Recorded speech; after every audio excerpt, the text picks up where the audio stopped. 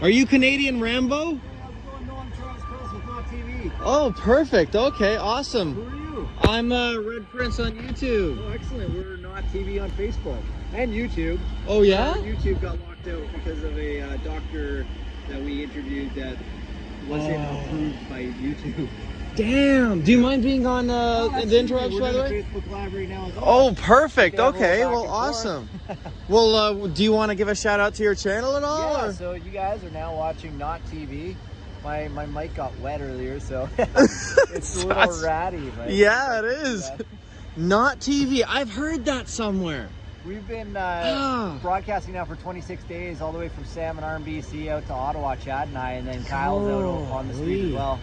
Wow, you got a cool setup here with the umbrella and the duct tape on the pole, and there you go. Wow. Cool. Well, somebody gets to appreciate it from the other angle because these guys can't really see it. There you go, man. Holy. So how long have you been out here boots on the ground? Well, we've been in Ottawa for, what day is it today? It's Thursday? Jeez, it's almost been 3 weeks. Yes. Maybe 3 weeks on Saturday. We were in Arnprior on Friday.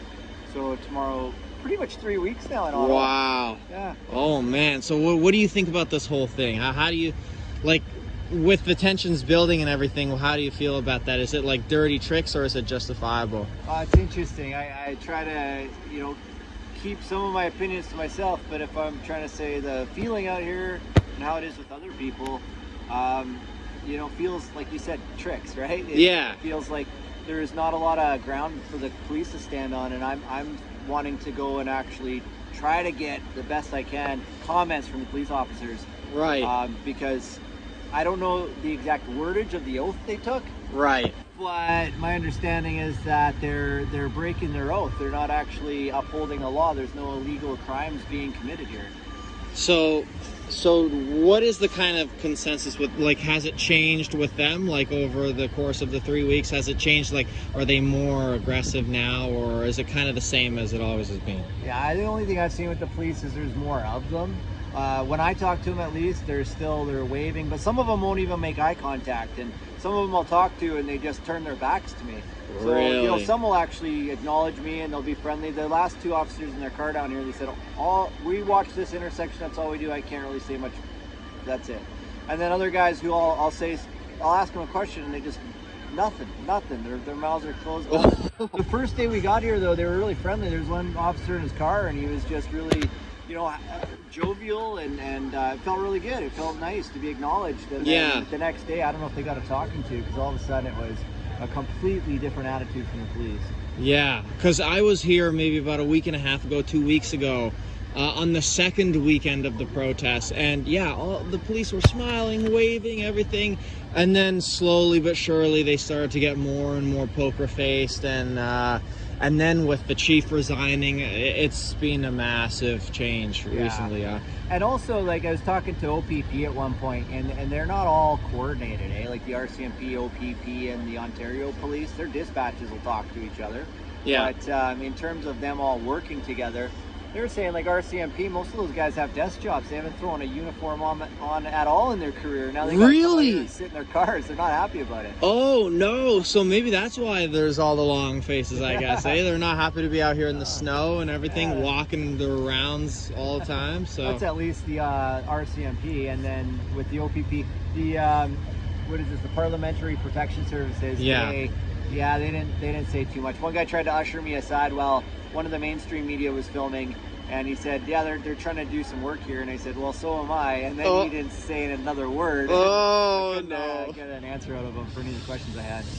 And it's funny too, because I feel like something big is coming, because I've been here for quite a while now, as I said, and just recently I saw that they're carrying these new pouches on their thigh. And I asked an officer, and luckily he told me, he was very candid with me, and he said that, this is a gas mask. And I was like, oh, cool, awesome, what's that for? And he's like, well, and you could tell that he didn't, he wasn't supposed to say that. And then he was like, oh, well, I hope we won't have to use it or whatever. Yeah. But, it's just been here. And it's always been here. And I'm like, no, they haven't. One thing I've really noticed is that it continues to be a peaceful, I don't even want to say protest. It's an assembly. Yeah. Right? It's peaceful assembly, and it's like a standoff. It's like, are the police going to instigate something? And if they don't, I continue to look and ask questions like, is there danger out here? Yes. Trudeau's called it a dangerous and illegal protest for so long. Well, but I can't find any of the danger. Exactly, and it's crazy because in the first couple of days that this was happening, he said, they're stealing food from the homeless. I just came from a food tent over there, and these homeless guys were sitting around in their lawn chairs eating like kings, and I'm sure they do not want this to be over. It's one of those things where, you know, they've eaten the best they've eaten in months. They have warm places to stay in these tents here. You know, they have porta potties for the first time in forever, and I think out of all the people here, they're winning the most. Yeah. So There were some truckers that were saying, yeah, there's a sense of community down here. Everybody's taking care of each other after being down here for so long. There's some familiar faces, and the stories I hear when people just kind of pat each other on the back or calm each other down or just like acknowledge each other or just take the time to listen to one another, it feels like it's changing the energy down here. Like people are being acknowledged, some of them maybe for the first time. Absolutely, and even for myself, you know, I'm just here streaming, but I also, you know, of course I wouldn't be here if I didn't identify with the group to some degree, right? And, you know, me coming from the Greater Toronto area, you know, everybody there is just vaccines, mandates, who cares? They don't question anything. And so I felt, and I'm sure I'm not alone in this, just felt entirely alone and just completely in the dark. And then you come here and you're like, oh my God, people do think like I do. There are other people out there who think the same way that I do, and maybe, you know, question some of the greater things that, you know, the government are telling you to do, and it's nice to see. Yeah, when I hear people actually learning for the first time or getting out here and actually experiencing it and starting to ask questions, or they'll talk about going on the internet, like using a different search engine and starting to explore and think, you know, for themselves and put pieces together. It's like a giant puzzle, and it's not just like, oh, there's a bunch of misinformation, I can't trust that website. No, people are starting to discern for themselves and like follow the money and look at the connections between the politicians and different corporations. And like once you start to kind of piece that puzzle together, it's very complex, and I don't think we have enough investigative journalists, let alone in Canada, I'd say let alone in the world, to do their job to make sure everybody's informed and that we can hold politicians accountable. And if we don't have investigative journalists holding politicians accountable, well, they're doing whatever they want. Well, and I'm sure you can somewhat relate to this. I don't think I've heard one single negative comment towards me. And, you know, usually guys walking around with cameras aren't, you know, I don't know. People don't. Yeah, exactly. What are you doing here? You know, recording, get out of my face, sort of thing. But everyone has been so positive. You know, thank you for documenting this. Thank you for doing what the legacy media will not. And so I'm sure you and, you know, myself and many other streamers can relate to that. And it's all been positive down here. And that's actually one of the reasons why I've stayed for so long and will continue to stay until this comes to a conclusion. Oh, excellent. Well, I really feel like you're doing a service to everybody, right? We've got citizen journalists, anybody with a phone that can just grab a shot when something's happening, and then independent journalists and independent media, right? Instead of just the accredited media, the ones that, you know, have that stamp of approval. And what does that even mean? The blue check marks, as you call them, right? You know, they say and do all the right things, bought and paid for. You know, it's a business at the end of the day, right? So people like you and I are not in anybody's pocket. That's the difference. That's a huge difference. Yeah, Chad and I, we're getting by on the donations of our viewers and friends and family, and incredibly, we're so grateful because it's giving us the chance to stay out here and be of service to everybody. Keep documenting. Absolutely. You know, and tell everybody's story the best that we can. Well, exactly, and this is really what the definition of community is. I mean, all this food, you know, you and I being here, all these trucks, you know, just being refueled, none of that would be possible if it wasn't for, you know, the people who supported this movement, supporting it through their money. And, you know, maybe they couldn't be here, maybe they are here, but it's just unbelievable to me. And you know, seeing that $10 million plus was raised to be here, and you know, I constantly see envelopes being handed to the truckers as a, oh, thank you, here you go, sort of thing, and it's unreal. This is the first time ever in my life that I've seen people come together in such a way like this. So yeah, it's amazing, but there's still a divide. It feels like not everybody has all the information, and there's people who I've talked to that haven't actually made it all the way down here, even to Wellington, or haven't talked to a trucker. But for the people who have, I feel like there's a perspective shift. Like, that's when you take the time to open up and just listen, you know, and maybe entertain an idea that you didn't have before. Right. So that's an interesting point of view, because in my opinion, I feel like the height of the movement has passed, and I might get a lot of hate for this, but you know, after a while, like when the horns are honking constantly and stuff like that, I can understand people who get frustrated, right, who live just around here.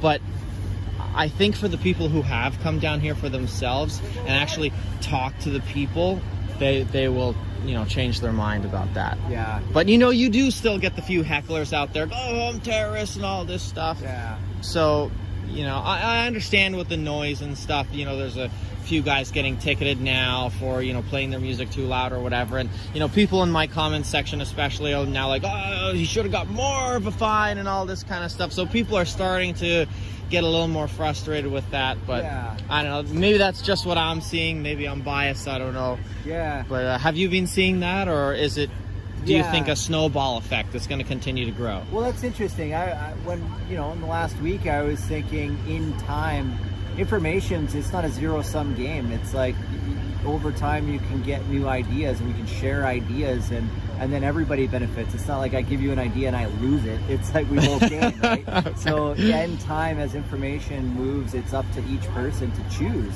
to open their mind and to explore. It doesn't mean that you're going to be manipulated, but arguably media already is manipulative, right? It's very influential. So at least turning on social media and seeing different points of view and perspectives are coming down, and hearing people tell their story, and then entertaining that idea, and then maybe going back home and thinking about it, right? Well, it's interesting that you mentioned that, because I'm not sure if you were here for that particular incident. I was just personally watching it through the TV, but I found it so interesting how there was an arrest. The first time up there, maybe like 300 meters up that way, there was like 70 cops there, right? Oh, whoop. We're gonna get rid of some snow. Okay, no problem. It didn't get on the camera. We're good. But you know, there was a massive arrest over there, and wouldn't you know it, just in that time that there was going to be arrest, there was mainstream media there. How the heck did they all of a sudden know exactly where to be at that right moment? You know, they haven't been here. I haven't seen them for days, and now all of a sudden they showed up just at the perfect time. I don't know, coincidence? I think not. So I did used to work for a mainstream news outlet, and one of the jobs was talking to the duty inspector all the time, right? So you get the tips of like, what's going on, and you try to listen to police scanners and that kind of thing. So they might get a tip off that way, but I also agree, that's interesting you say that, because I was here this morning when these fences were going up around Parliament. Oh, no way. And shortly after, there was a big group of police officers who came in down Wellington and started handing out these pamphlets, basically saying, here's the new rules.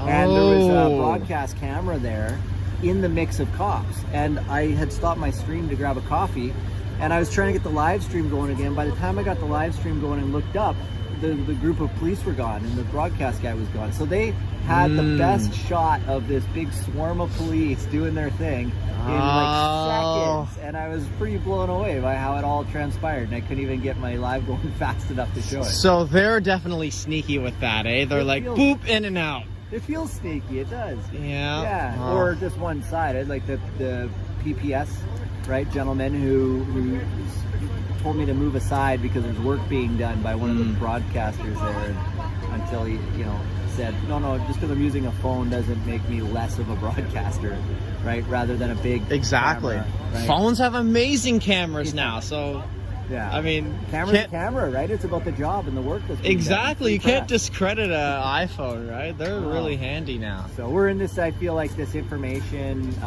it's like a cultural war, really. Oh, 100%. You know, and 100%. people just need to be informed so they can exercise their democratic right of making informed decisions about who's the people have the power, right? These are civil servants we're talking about, including the police officers, civil servants. They're servants of the people. Absolutely, man. I just hope that all this gets resolved peacefully and soon, because everybody's starting to get antsy. The longer this goes on, the more likely that it is going to be violent. So I really hope that this gets... that's nothing, bad on the truckers or anything. It's just, human nature. Like, I wouldn't be able to keep my cool for this long even. One thing that I've seen, I just want to address that too, because the attitude of the truckers and like meeting them and driving out here from BC in the convoy, they're used to being on the road. Oh, and, like, people keep saying how truckers are the guys that you call on when you have a problem. Like, they're so used to being of service to people and holding space for others. Like, the patience and tolerance. One of the truckers said, a guy was walking by on the street and fingered him. He's like, well, I'm a trucker. I get that on the road sometimes. Yeah. Like, these guys are used to it. And they keep reminding each other to stay calm, stay peaceful, look after one another. Right. And I see people taking care of the street in a way that people in Ottawa say they've never seen that before in Wellington. Like, the street is so well taken care of. So I think it's a testament to the truckers, the attitude and the discipline and just the experience and skill set of these gentlemen and women that are out here. Exactly. And, I don't want to name exact organizations here, but in other protests, let's just say they wouldn't have the same sort of care for the environment that they're protesting in, for sure. And then you get Canada, like we did the Jericho March this morning, and then it was day 7, so 7 rounds of the Jericho March, and people just feeling really, I think, grateful and a lot of pride to be in Canada, that people all around the world are watching this, and that it really does feel so peaceful and loving out here. Amazing, man. Yeah, like it's honestly infectious is the way that I describe it. It's something that I've never in my 23 years have ever experienced, and I'm sure for you can say somewhat the same. Is there anything even close that you've experienced to this in all your years of journalism? No, and like I didn't shoot a lot of news. I chose to go the commercial corporate route. Okay. Some reality TV. I didn't want to see people at the worst, the way that, cover news. It's like if it leads, it leads kind of attitude. Yeah. But to come out and experience something like this where people are genuinely happy and they're fighting for something they truly believe in, that freedom. And I know that there's some mixed opinions about that. People will watch the mainstream and they'll say, well, you're already free. Why are you out there? But there's stories of people who have come from European countries and other parts of the world where they recognize tyranny and dictatorship when they see it. Yeah. And we've got all the signs. And as I've been watching the House of Commons and how Trudeau handles question period, he's ignoring everybody. And it's not right. It's not a democracy right now. No, not at all. And, ever since I've been here, the convoy has been my life. Like, before I'd watch maybe like Fail Army or whatever on YouTube, but now it's just like, watching the hearings, watching all this stuff. And when you become more attuned to it and when you pay more attention to what's going on, you realize, oh my gosh, this is so much worse than I had imagined. That's why before the convoy, I never paid attention to the media or the news or politics or anything like that, because I just found it to be so negative and just, so doom and gloom. But now it's kind of necessary, because this is, usually I've had a lot of people, going to university, in Waterloo there, a lot of the people didn't vote my age. And the reason for that is, well, no matter who gets in, I'm not going to be affected. But now this is like major. And you think, well, what would have happened if O'Toole would have been Prime Minister, or Bernier, or any of these, Jagmeet Singh, whatever. Like, it would have been vastly different if each of them were in office. So I think now that statement matters more than ever, that yes, of course it matters who you vote in there. That's an interesting thought too, because some people will talk about, well, it feels like a game of politics, and a politician, they wear these masks of being a politician, and they'll say whatever they say to get in, and then when they get in, they just maintain their power. Like, any one of them may have, utilized the opportunity. Where was that written? That they said, don't let a crisis go to waste. It's an opportunity, right? Right. And then it doesn't matter which politician. So I feel like there's something greater here, that the people that are here for freedom, it's not just a matter of like one politician, but it's recognizing that something within the system. I was thinking about this today watching the mainstream interview, that are we looking for just authentic leadership, like heart-centered leadership? Is that what's missing in politics? And can we actually have a sit down and start to find leaders and politicians who we can recognize with all the media that's out there, like to get out of the rhetoric, to get out of the, just saying what you need to say to pay lip service and get in power again? But can there be real change here? So that's my question to you, because I have an interesting story about that. Oh yeah, shake off all the snow. I have an interesting story about that, but first, before I tell it, I want to ask you, do you think it's possible to have a genuine leader without him being bought out? I do. I personally do. I've met really authentic people in my life, people willing to be vulnerable, people who have had just deep revelations in their own life that have changed who they are, and now they're committed to being of service to others. And I think that there's a misconception that people like that aren't able to be in positions of leadership. Like, if I vote, what is my vote really worth? It's just going to be the same thing over and over. But I don't believe that. I think that if there is any level of corruption or greed or whatever, that the March of Jericho is very telling, because it's one of those moments where people come together and just express love and authenticity and just start to see one another and recognize one another. And if enough people support a leader like that, there will be true change. See, again, I'm probably going to get a lot of hate for this, but I think in terms of the three big political parties, like Conservative, Liberal, NDP, and I'm a conservative, by the way, so this is a big thing, me saying this, but in those three political parties, I don't think it's possible to have like an authentic leader. Whoa, you got a floating cape here. I like that. But interesting. Oh, we got help. Perfect. Thank you. But the thing is, like, at the end of the day, those parties are more or less businesses, in my point of view. But when you got people like Bernier, and when I went to the ballot, like, you saw all these different parties on there. I didn't even know what on earth most of them were, like Animal Rights Party and this party, and like it wasn't just the Green Party, like these 6 or 7 that you know about. It was like dozens. It was crazy. Ones that I've never even heard before. So I think when you have these small people that are just trying to make a difference, yes, that for sure you can have an authentic leader. But I don't know. That's a really cool point, actually, because there's a book that's influenced my life quite a bit. It's called Spontaneous Evolution. It was written by Dr. Bruce Lipton, who's a cellular biologist. And there's a whole bunch of science experiments that have been done with basically bacteria and prokaryote, if I said that word right, and seeing how cells evolve in different circumstances. And to jump ahead, to sort of give anything away with the conclusion of the book, but he brought this really interesting point into the conclusion about politics, and that we work on this spectrum of like left and right.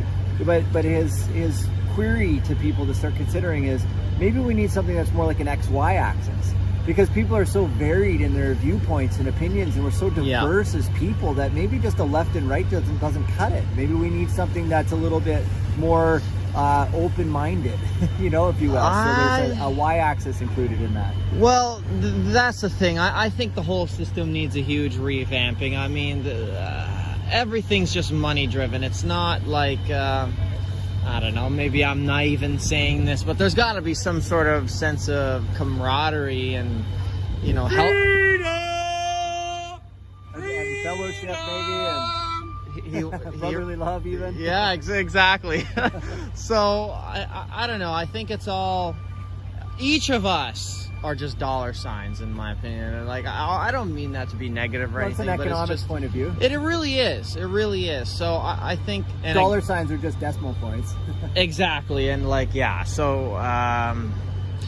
I've heard of people getting censored on YouTube for talking about the shots and stuff like that. So that to me is just a huge sign that there is something greater at work here, and it's not just as everything seems to be. So, you know, every once in a while they just give little tiny signs that, oh, something's not right here. But yeah.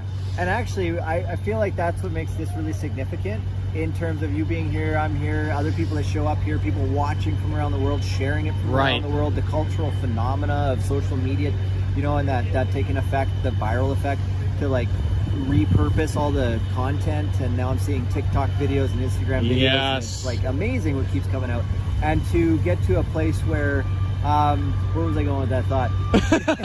Get to a place where what? Well, it's like we can have real change. Like, you know, we get out here because it's a moment in time where there is the possibility of real change, because we're recognizing the things that we don't want in our life. And if we can just remember that people do have the power, right? Because it's not a matter of my vote doesn't count. It's just a matter of having informed dialogue and maybe looking at things that don't work and then holding politicians accountable, and maybe just looking at where the systems are broken. Because as a media person, I feel like where it really started to break down is when the media organizations in Canada started to amalgamate, and we lost our local newspapers, and we lost local press, and we lost investigative journalists.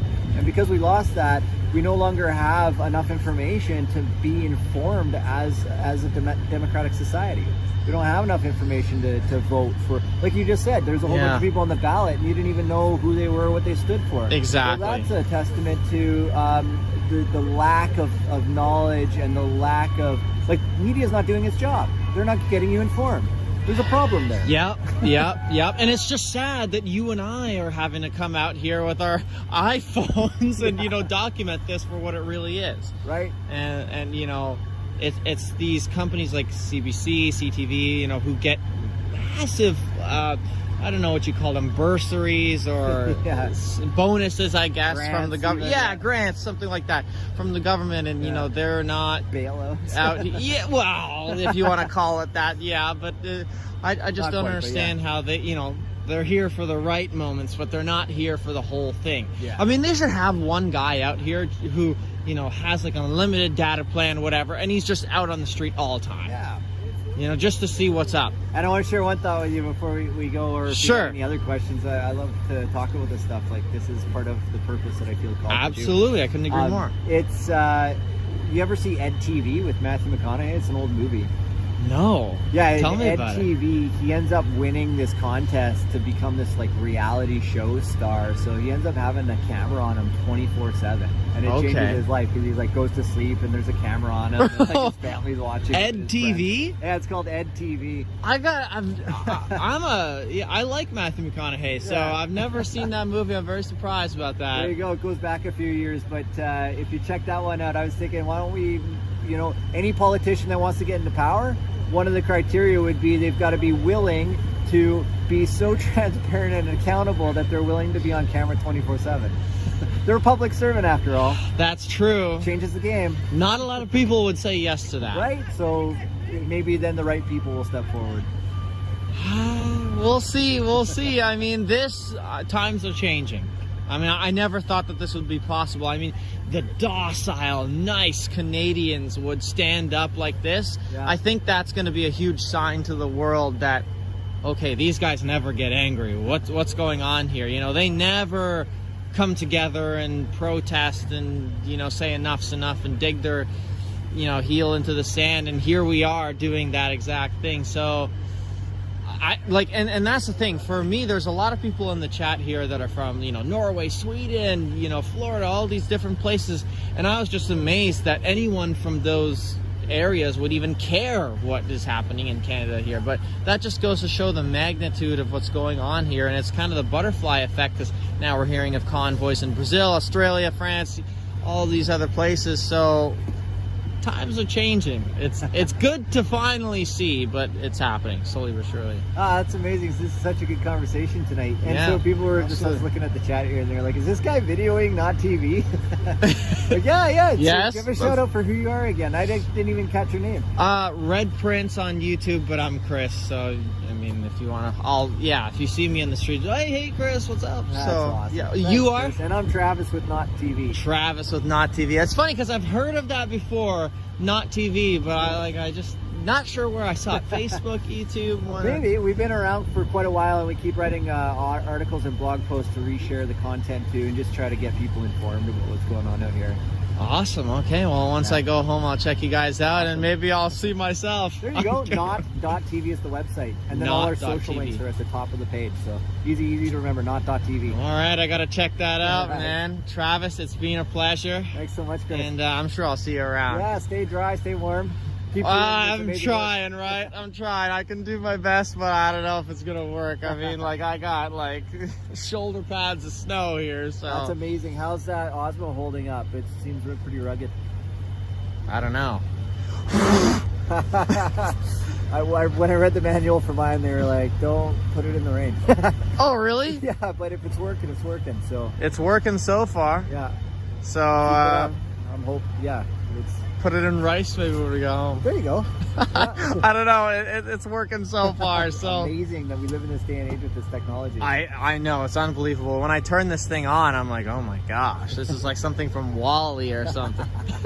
It's cool, man. That's military technology right there. No way, really? It is. The gimbal functionality was built for tanks, so that when you aim your turret, you know, the big cannon, and you're going over rocky terrain, it'll stay locked on a fixed point. Holy crap, that is so cool. Yeah, so then they licensed it to the film industry, and that's how this DJI equipment was born. Ah, that is awesome. So you learn something new every day, right? Exactly.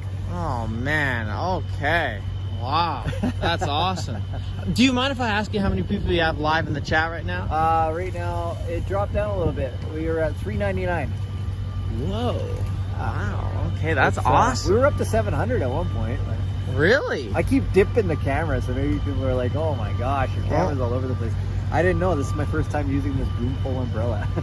So yeah, that is a really neat. I can't actually extend the boom pole, but if I just had a little more height, I could rest the boom pole on me.